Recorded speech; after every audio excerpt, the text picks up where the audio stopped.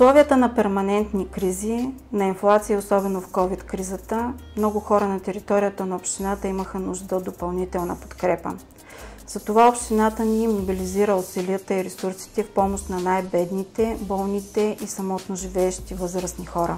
През мандата община Троян изгради социална инфраструктура за услуги консултативна подкрепа, дневна и резидентна грижа за лица с увреждания, включително с тежки множествени увреждания, с умствена изостаналост и психични разстройства, за 120 потребители със средства в размер на 1 милион 540 хиляди лева.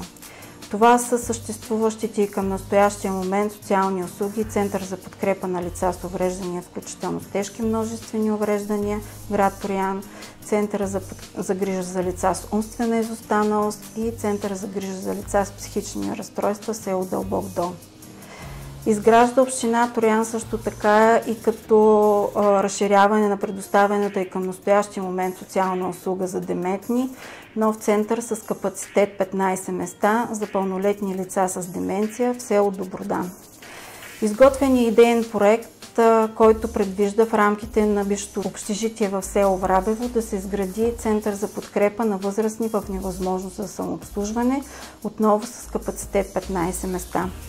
Подобрена е същевременно и на материалната база на домашен социален патронаж, като със средства от фонд социална закрила е закупено допълнително оборудване за кухнята на патронажа и автомобил за доставка на храната до потребителите. Към края на мандата на територията на община Троян функционират 15 социални услуги с капацитет 1240 потребителя. В тях са изградени и функционират терапевтични ателиета, които осигуряват подкрепа на лицата с увреждания с цел формиране на умения и последваща заетост на потребителите. Като цяло през отчетния мандат общината е осигурила заетост в рамките на съществуващите социални услуги на 599 лица.